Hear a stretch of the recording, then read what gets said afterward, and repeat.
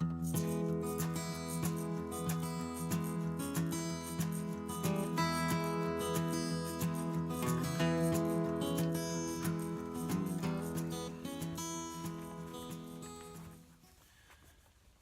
morning, everybody. Welcome back to Free America. First video of 2019. Yesterday was the last day of hunting season. The holiday season was pretty busy around here, and now we go down into the slump for a little while, where it'll be, although you wouldn't know it by looking at today's weather, it's probably in the 40s and sun is shining. It's absolutely beautiful out here. I can't start planting for a couple, 3.5, 4 months. So it's during this point in the year when I start looking at seed catalogs. So we've talked a lot about growing your own food, being as self-sufficient as possible, and you really have to grow your own food if you're going to do that.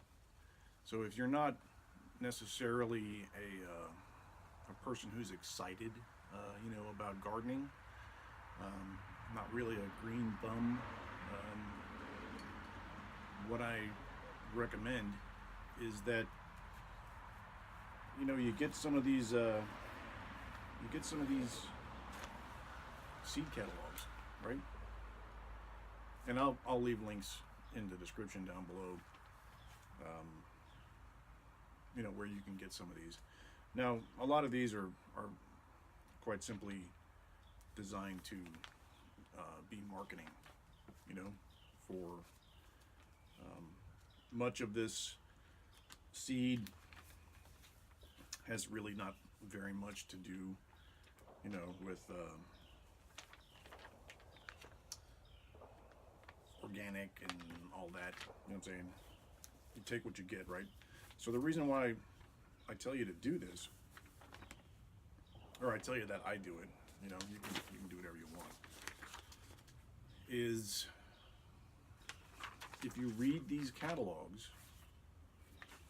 you will learn about different types of vegetables and flowers and trees and fruit trees and nut trees and that kind of stuff. Just perusing the magazines, you'll learn quite a bit. So there's a few that I'm going to absolutely recommend to you, because what you want are seeds that you can produce, right? So if you can produce seed from the stuff that you grow from seed. So if you're growing hybrids and so forth, then the seed will not produce true. I'm not saying don't grow hybrids. Personally, I grow hybrids every year. So the hybrid that I grow the most of is the Silver Queen corn, because it produces large, sweet, white corn that me and my family love. So no reason not to produce that for your own consumption, okay?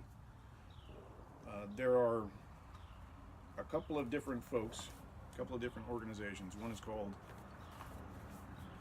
Territorial Seed Company. Now they're actually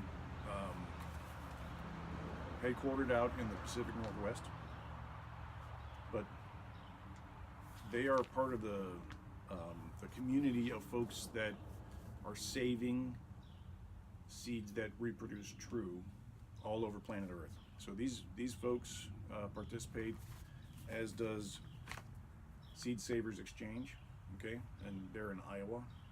These guys are in Oregon. These guys are in Iowa.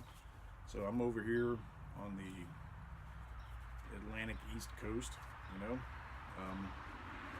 but still, sorry about the noise from the road. Still, the seeds that they sell you can grow in whatever area you're in, and they will produce seed that you can continue to use. Here's a cool one. These guys are also in Oregon, Adaptive Seed Company. Now, these guys are straight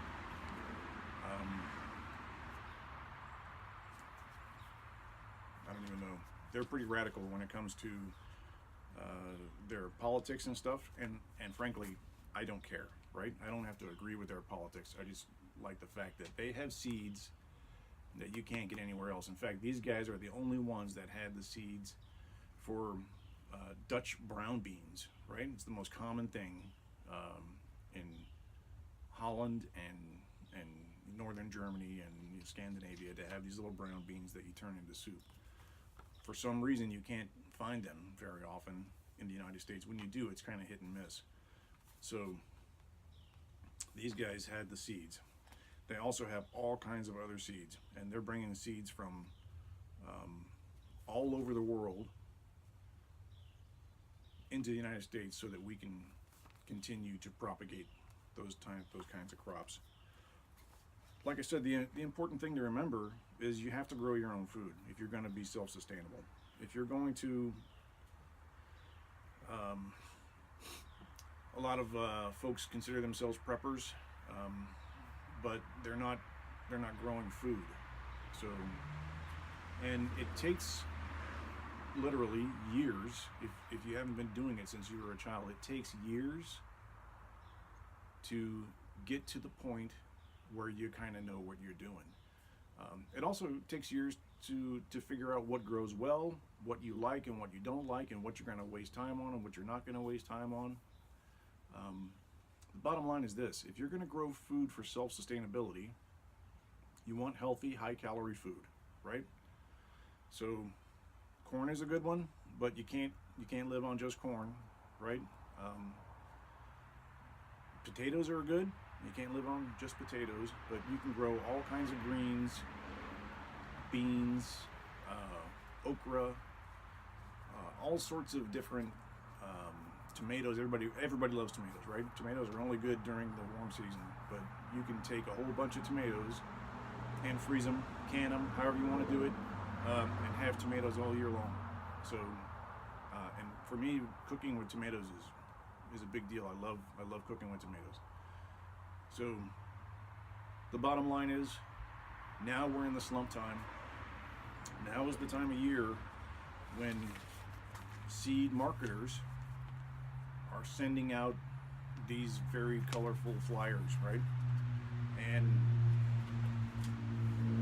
I mean, how can you resist?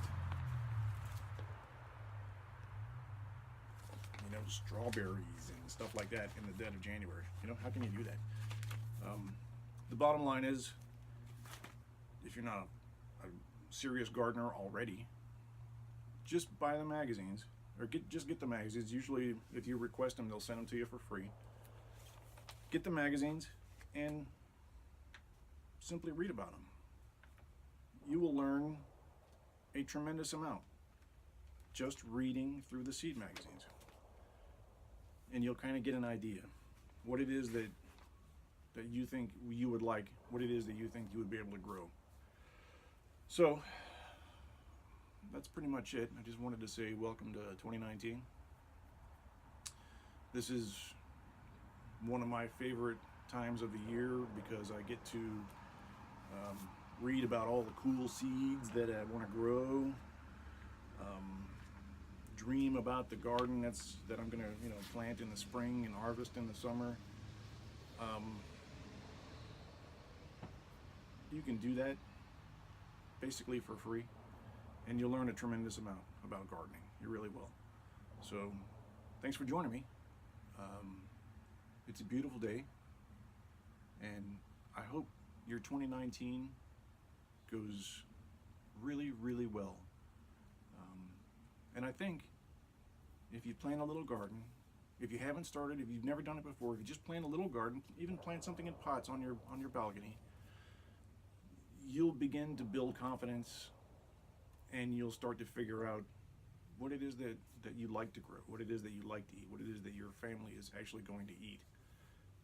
For instance, I love to grow